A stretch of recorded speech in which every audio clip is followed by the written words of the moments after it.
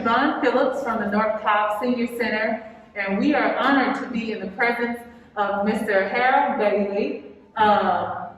He's a member of our center, and he's just a joy to be around, and he is a walking encyclopedia. That's what I call him. He knows everything. He's been through a lot. He has a lot of history, and it's just an honor to be here with him. And we're just going to dive right into, his life and his timeline of everything that he's been through up until now. So, Mr. Harold, just give us a little insight on where you're from and just a little history on how you grew up. Well, first, I was born and raised in Evanston, Illinois. I relocated down here in 2004 with my daughter. She was still in the armed service, and I was doing a little babysitting while she was going back and forth with the armed service to Japan. In fact, my granddaughter was born in Japan. Her name was Noriko. She's still in service. And I relocated down here, and I got adapted to the center. I really enjoy the weather down here. It's really much better than up north in Chicago, where I did 42 years of transportation. That's where I retired from. It's in transportation in Chicago. I lived in Evanston, Illinois. That's a suburb of Chicago. But all my working years, except 6 years, was in Chicago. When I come out of high school, I didn't want to go to college. I wanted to go to trade school and learn printing. And my dad got me a job as a printing plant with a printing company. Okay. And I worked in the bindery until I got drafted in the armed service in 1959. And then I was in service, drafted for 2 years. I had 4 years of reserve, so you had to spend a 6-year term. But we had the Cuban crisis opened up, so we got extended. At that time, it was President Kennedy who was in office, and they extended our reserve time. But I was between the wars. I was between the Korean War and the Vietnam War. But when we're talking about in the service, because I've never known now, we're talking about racial equality, and they got laughed because I never was used to that. But I got in the armed service and I was TDY. We went to display our missiles in our armed service. From El Paso, Texas, we drove to Dallas, Texas for the state fair. And on the way, in fact, our vehicles, one vehicle where you would have a vehicle that you have like 10 miles to a gallon or 20 miles to a gallon. Well, this truck wouldn't do, but for every 5 gallons, he'd go a mile. So it was a tank retriever, and it was pulling up, and we had to stop. And this was the first time I realized I didn't know about segregation, and I couldn't sit here or there. So my officer told me we all had uniforms, same uniforms. And I said, you and your other drivers go in a restaurant and get you something to eat, while we fill up the vehicles. I went in and they didn't serve me. And we all had uniforms on. I said, I wondered about that. So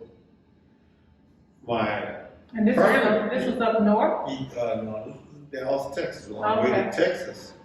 And so we always had a partner to ride with us. He couldn't drive, but he just keep us awake. And he went out and told the commanding officer about it. And he got upset and just told everybody to come out of that office. On that restaurant, and they closed that restaurant up. Wow. But we were TDY to, like I say, to Dallas, Florida, to put on display the state fair. It was at the Cotton Bowl. And also at that time, But blacks couldn't go in there but one day out of the whole 21 days. Wow. And that was the only day they could go in. And but yet I had to do the display, and I spent guard duty on it that night. Mm-hmm. It was surprising. And we were there 21 days. And another thing I said, well, I let that go. I said, we had to do some laundry, so I went to the laundry man, and I didn't know it was a sign that says Negro, Negro blacks in Washington.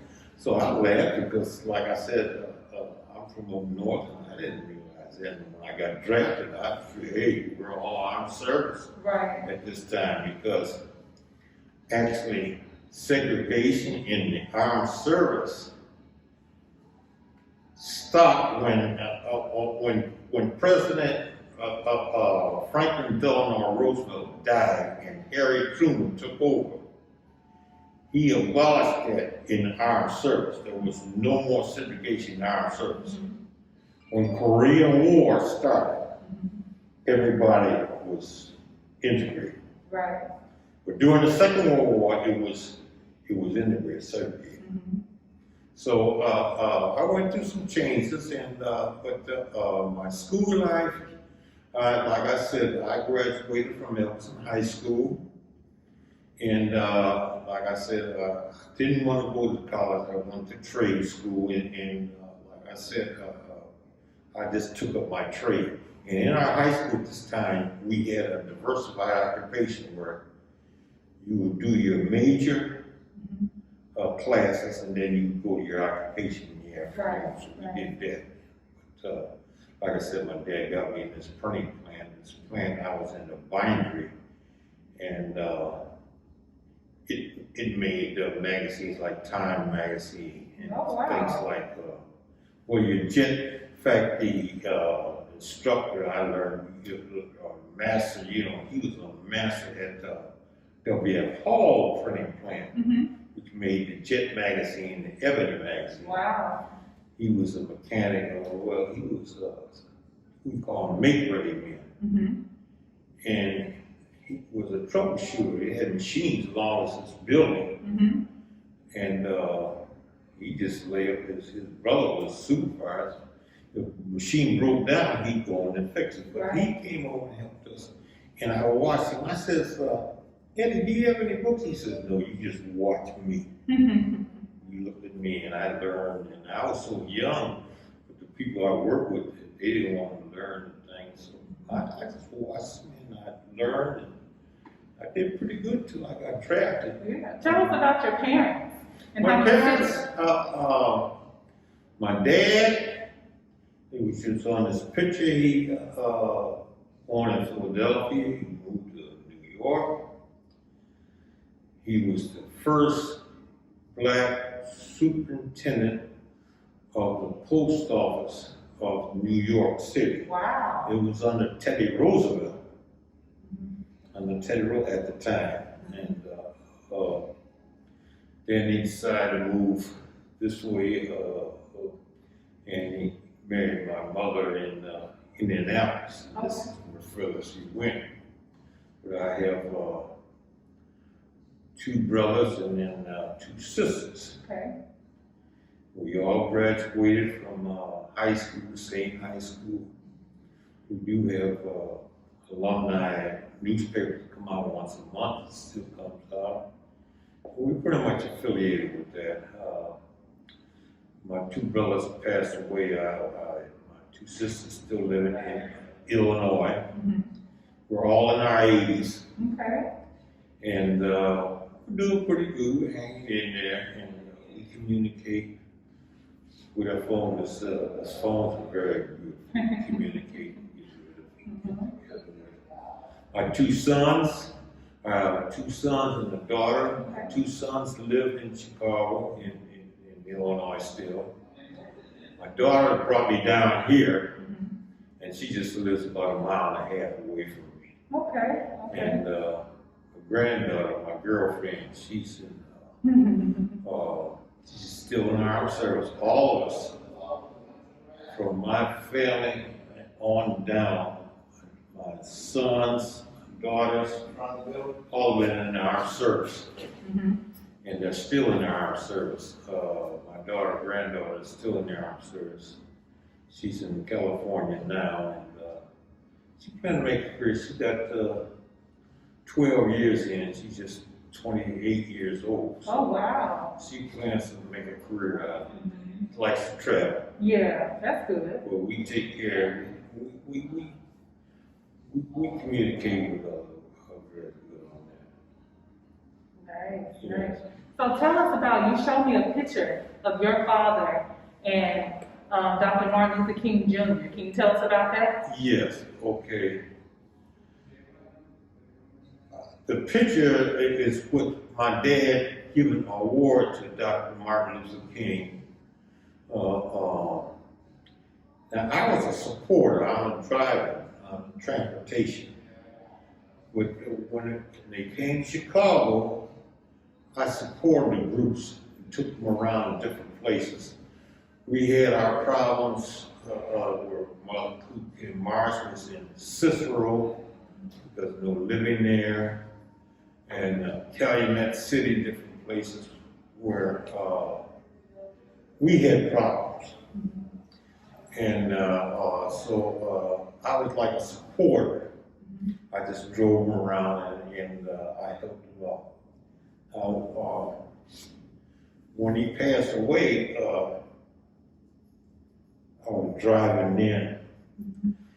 Chicago was really on turmoil then, but still, I still work and still affiliated with the Corps. Not too much with NAACP, but I was still with the movement.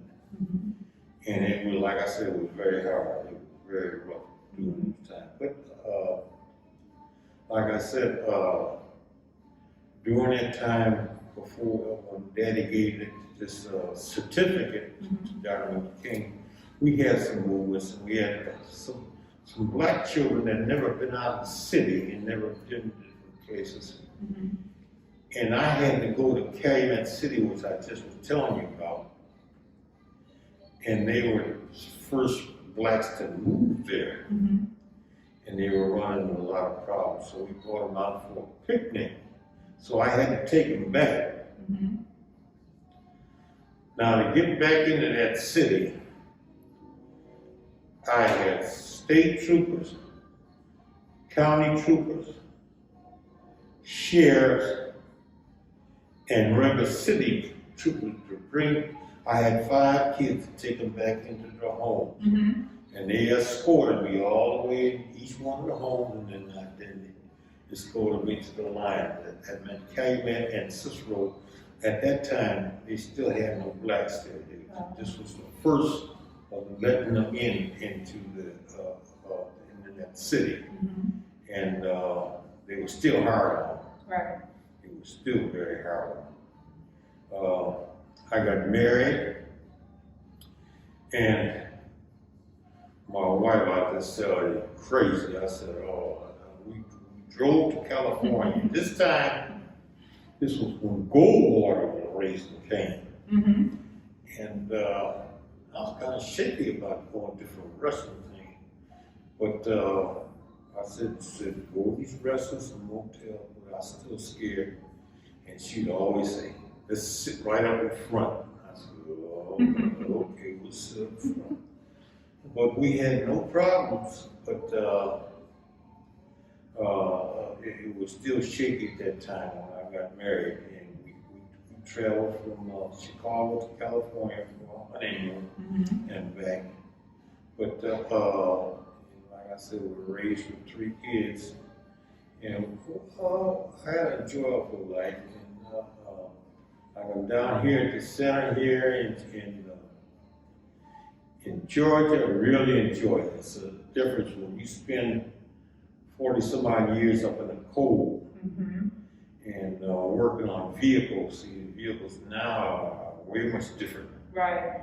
From the buses even and things where I call them the buses.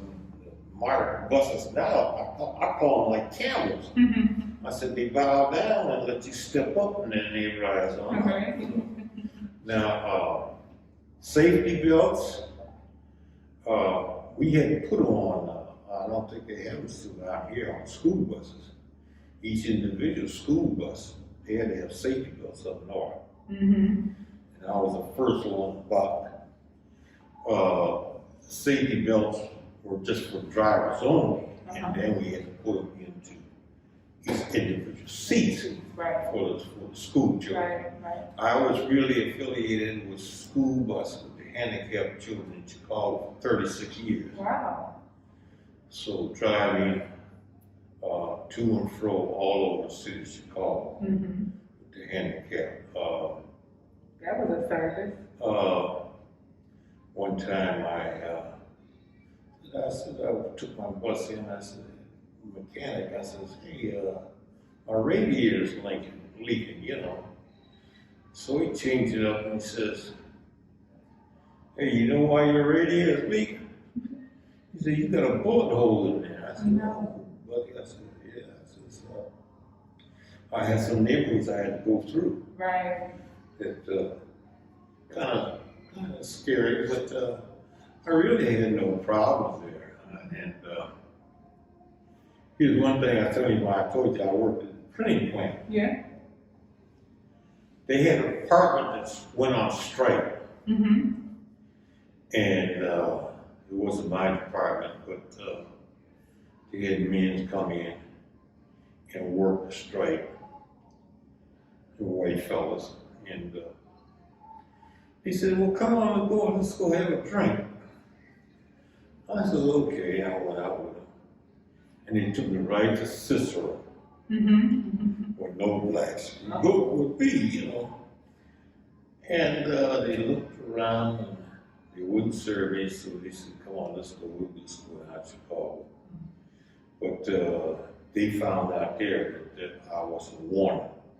And then being with them, it really made it victorious, you know. I said, oh, buddy, I said, come on, let's get out of here, you know. But like I said, we ran in different areas in Illinois that had these problems. And so we had to address them. And all through our lives and do right now, we might have problems up there. Right. But it's worked in a different way. It wasn't just outcast like it was now, you know. But I had a beautiful life. I said I was a supporter of it. I drove much of it. And the march on Washington, I drove halfway. We only could, because it was over the weekend. Right. And we had to drive straight through, so I only drove halfway through. You know, and we had another group bring it back. But that was scary too. Also, I drove when President Nixon was, he abolished the airlines, the control, so they went. And I had to go halfway back, but that was kind of rough because I drove a school bus all day, and like I got off the school bus, punched my car out, and across the street was a coach ready for me to take to Lima, Ohio, to for the march in Washington. But I made it. I had to catch up with my group, and police on the road says, "That's all right. We can't get you that. There was too many of us." Right. I mean, the buses were full. I think out of Chicago they must have had about 1,200 buses. They had to get, you know. But I've been in transportation all my life. Still got my driver's license. I haven't got a car now.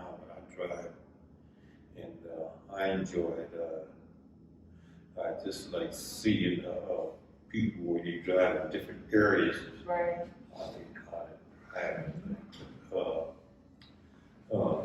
Through my time of transportation, I have ran through some different complications, but I weathered them,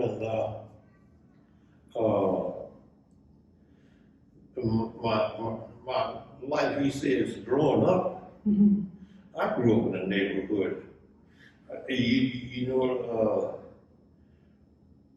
actually, before I was 5 years old, I could speak 3 different languages. Really? Polish, German, and a little Armenian. But to see, all that neighborhood, we all went to school together. Right. And the doors open and get your butt whipped by and married by the parents and next door neighbor thing, get beat, get on. But we had no problem with that. Like I said, the thing I really noticed about it was when I went to the armed service. Yeah, yeah. I said, I'll be doggone. I said, this is true. I said, the only thing we heard was when Emmett Till came down here and got killed. Oh, wow. You see, and that's all we heard about that in the newspaper. But like I'm saying, as far as racial prejudice, I did not know that until I got the armed service. I went on TDY. Like I told you all, he is a walking encyclopedia. He is filled with so much history and knowledge. And we thank you today for coming and thank you for being at our center and giving us, your words of wisdom. If you could leave us with one quote that you live by, what would that be? Oh, just live and love one another and just press on. We're in an epidemic, we're in a problem here, but we can manage it to work together, love one another and accept one another where we got to go through. That's the main thing I feel to do. That's good, that's good. Love one another, accept one another, and keep pushing. Thank you. Just work for one another, that's right. That's right. Enjoy that. Thank you, Mr. Harold. God bless. Thank you.